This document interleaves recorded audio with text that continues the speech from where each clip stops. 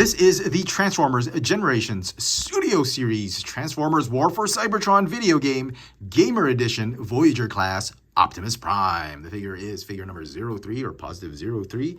And here's a look at this fantastic packaging. Absolutely amazing box art. Look at that. Very, very cool. Figure also has some significant amount of weight to it. I don't know if it's just the box being heavy, but the figure feels a little bit heavy. I picked up 2 copies of this figure, one from Robo and another one from Amazon.com. Let's get this bad boy out of packaging. And here is the Studio Series War for Cybertron video game, Optimus Prime, out of the box. And this figure is super amazing. Oh my goodness. Look at this guy. This is probably the beefiest Optimus Prime I've ever seen. What a sculpt, what a figure.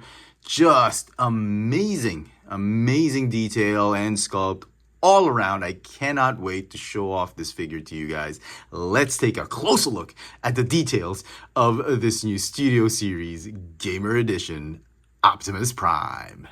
So the figure stands at about 16 centimeters tall, or about 6.5 inches tall. And for comparisons, here he is with a couple of other Studio Series Optimus Prime figures. He is a full centimeter shorter than these 2 other figures, but don't let his diminutive size fool you. Look how wide he is. He's so much wider than these 2.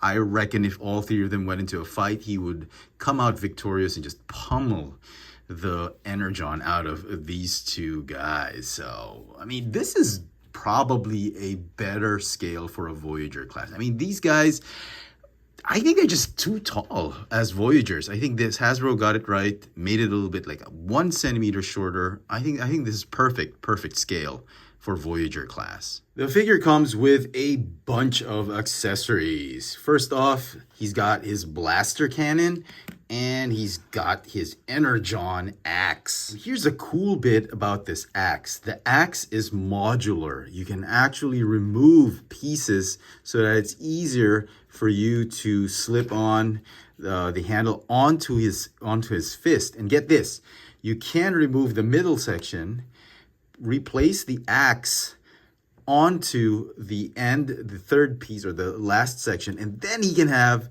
a shorter axe. How cool is that? It is a shrinking axe and an extendable axe, or he doesn't even have to use this. He can just use this old midsection. And look at that. How cool is that? A shrinking modular axe.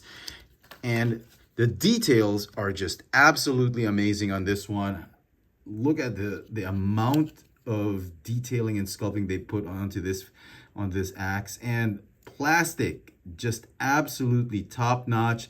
You can see I'm able to bend it, and that's, I guess, for safety issues. You can make it into a double axe, obviously. Just plug this back in and this one in. So a double axe, bendable plastic so that it is safe. You don't get to harm anything. You don't get to poke an eye out. You have a double axe and it still be safe. And look at the handle. Wow. Just flexible enough so you don't end up breaking it, so it doesn't get brittle and all that. Absolutely top-notch quality from Hasbro. And then he's got his gun. Look at this. The only thing I didn't like about this gun is that it's just too solid. This is the only piece in the entire figure set that is solid. And I think that's a bad thing, because once you drop this gun onto your toes or onto your fingers, like, ow, man, that's gonna hurt. If it's too solid, if plastic is just way too solid, that's a safety hazard, I tell you now. So this one, look at this one. This is very soft plastic. You drop it on your hand, nothing happens, right? It's safe. It's a very, very safe kind of plastic. Onto the figure itself, there is a way to attach this gun. He can't hold it using his hands, but what you do is you remove the right forearm. Only the right forearm is removable. Just like in the video game, his right hand magically transforms, you do this, oh, okay, like this, into his blaster. I mean, look at that. It's so cool. It's as though the arm had magically transformed into his cannon. And this arm, you don't have to worry about losing it because there's a 3mm peg right there on his rear end. You can stick his hand up his behind, and look at that. Safe. You don't have to worry about losing his arm, okay? But I kind of like Optimus Prime without his blaster. I like posing him with his axe and having both of his arms present. And the instructions don't tell you this. The instructions actually don't say anything about storing the weapon in robot mode. It does say something about storing it in alt mode, but in robot mode, the instructions don't say it, but there is a secret way to store this weapon, and it's right here. You just slant it and just let it rest like that. Ha! Look at that. Look how cool that is. And he's just put, oh, sorry, that's my fault. I have to just jam it in underneath there, right like that. And it looks like, I'm not doing it right. Okay. It looks like he's just replaced his gun on his back. He's too tired to transform it. Just put it on his back. Fantastic. Look at that. All right. Now onto the figure itself. What an amazing sculpt. He's like a beef eater. Beefcake, beefiest, corned beef, Optimus Prime. Come on, man. How can you beat this sculpt? He's got some spaces here and there, but that's fine. That's really part of the aesthetic. His articulation, the neck is on a ball joint. You got a waist swivel. The arms have hinges right here that allow you to move the arms in and out. Swivel forward and backward 360. He's got a bicep swivel, hinge elbow, swivel wrists. The hips can hinge outwards to allow you to do the splits for the legs. Forward and backward. Oh, backward. Oh, he doesn't move back. Oh, he doesn't need to kick backward. Optimus Prime always just kicks forwards and steps forward. He doesn't need to move backward. Thigh swivel. Hinge knees, feet can move up and down a bit, and have the rocker tilt. And what a glorious, glorious sculpt right here. Absolutely amazing all around. There's so much detail. You've got some paint apps here and there. And best part of this sculpt, you've got a opening chest cavity that reveals the matrix of leadership. It's a very, very small matrix of leadership. Early stages of the matrix. Matrix was probably small and they needed to grow it. So it's infancy. Can't hold it though because it's still tiny. It's still a baby. They need to grow this matrix. So look at that. Matrix of leadership right there. And nice sculpting on the chest. Absolutely fantastic. Come on, you guys. Look at that head sculpt. Optimus Prime.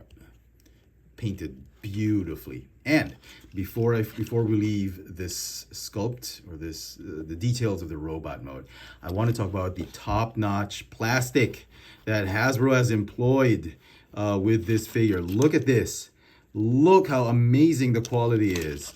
And I kid you not, look, once you move the shoulders apart for transformation, absolutely gorgeous, gorgeous plastic quality. I mean, getting my money's worth. I can't believe how awesome this figure is. Even this, the chest panel. Yeah, and that's all because of safety. They don't want you harming yourself, or they don't want any accidents when you drop the figure on your hands or on your feet.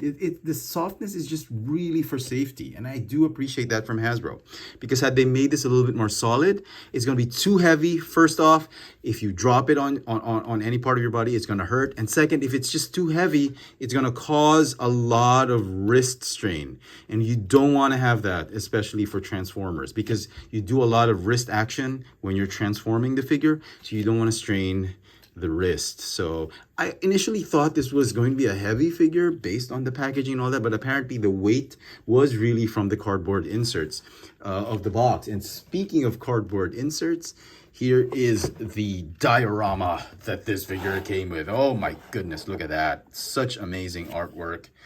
loads of fun displaying this figure in front of this backdrop. Now, a lot of reviewers were concerned about the gaps right here. See, there's a lot of gaps, a lot of spaces and all that. And that's really, again, like I said, so that the figure remains light, so it doesn't hurt you. And look at this. There's a gap right here on the thigh. Doesn't bug me as much, really, and it tracks, you know, because why would you need to fill it? Optimus Prime is not going to go off into battle and say, Megatron, look at my thighs. See, he's not going to do that. You're not going to pose your figures like this, right? Also like this, his fists, they've got missing pieces right here. He doesn't show his opponents his fist, right? He shows them this side of his fist. And that's pretty solid. So I think it tracks. I mean, Hasbro did really great with allocating the spaces. It's very strategic on their part where there should be hollow spaces. I do commend them for that. It really makes the figure light and at the same time still solid. And like I said, you don't really see those spaces when you're displaying or playing your figure. And honestly, Optimus Prime, you just need to show off the good side right there. Look at that. Transformation. You want to put the weapons off to the side. Split the shoulders up like this, unfold this back part right there, fold the head up, rotate this entire torso assembly right all the way up like that, rotate the shoulders up like that, and it's going to stop. Now you'll need to push the torso all the way down so that the head clears the hood. Go ahead and fold the bumper and hood over the shoulders. And you want to go ahead and combine the shoulders to form the front part of the truck mode, the Cybertronian truck mode. Okay, at this point, you want to rotate that waist piece, okay? Then the instructions tell you to lift the legs all the way up there. You don't really have to, you just have to lift it up at an angle just so the arms can clear the space. Okay, so the arms, go ahead and fold them out like this. And then you want to rotate them inwards like that. Fold those hinges like this. And then combine the arms. Now the legs, you're going to fold these exhaust ports up. Fold them off to the side. Fold out the wheels. Fold these pieces out. Fold the feet upwards. You want to go ahead and combine the legs. Join them together. You go ahead and join these pieces together. Okay. And then the entire leg assembly is going to collapse onto the arms. The arms have pegs right there. They're going to slot in underneath the legs and peg in. Make sure the whole body is aligned properly. And then this panel right here is going to fold up like this. And then finally combine and close off the doors. And just tab everything in to complete the transformation into truck mode. And what an amazing truck mode. And here's where the gaps come in. That is for aerodynamics. Look at that, all those gaps so that you can push the car or the truck very easily. Those mushroom pegged wheels are really assisting in the smoothness of how this truck rolls. So aerodynamic, look at that. So much space, so much airflow right there. Look at that, very, very fast. You can roll it very, very fast. Now, the weapons. The gun actually combines and solidifies that leg transformation, and you can just go blast some Decepticons. And the axe splits up and just tabs on top of the gun. And look at that. How amazing is this? He's got like an axe on top of the truck mode, so when he spins, he can just go slice and dice some Decepticons. It is a very, very solid truck mode. The blue and the red just absolutely pop. Top-notch plastic quality, as you can see right here. Look at that kind of plastic. Great. It's a little mismatched, but I think it gives it character. Those mismatched colors, like this red right here is darker. This red right here is a little glossy metallic. Yeah, I think it gives it a good character for truck mode. So, you know, you don't want it all matching and all that because it's, you know, it's going to be boring. I think this is more interesting this way. Look at that, and that gap, that has some significance. We'll talk about that later, but look at this open panel, exposed fists. Very, very cool. I love it. Look at the paint on the rims. Everything about this truck mode is absolutely gorgeous. I'm just really, really loving it. And for comparisons, in alt mode, here is Gamer Optimus Prime with Voyager class Scourge and Leader class Scourge. And he's a pretty decent sized Voyager class figure. I mean, come on, look at that. And a lot of the reviewers were complaining about these fists right here. I honestly think this is the best part of the alt mode, because in alt mode, he doesn't need to transform back into robot mode to punch his enemies like, Scourge, look out, so he can easily punch them. Some final thoughts on this Transformers War for Cybertron Gamer Edition Optimus Prime. It is an absolutely terrific figure. This figure is being touted as perhaps the figure of the year for Hasbro and Takara Tomy, and I could not agree more. Such an amazing figure. You've got a fantastic sculpt, top-notch plastic quality, amazing weapons, the gimmicks, they look so realistic. There's just so many things going with this figure. You've got an amazing involved transformation. You've got that cool, solid truck mode, Cybertron truck mode that has that fist punch rear action that just completely blew me away. This figure deserves top prize if there were any awards for figure of the year for Hasbro and Takara Tomy in their entire Transformers line. I am going to give this figure a 1 billion out of 10. This is the first time I've ever done that. It just deserves all the praise and hype it's been receiving from collectors, reviewers, and fans alike. Let me know in the comment section what you guys think of this Transformers Studio Series from the video game Transformers War for Cybertron Gamer Edition Voyager class Optimus Prime. Hit that notification bell so you never miss out on any of my latest video reviews. And if it's your first time here, please subscribe. Thanks for watching.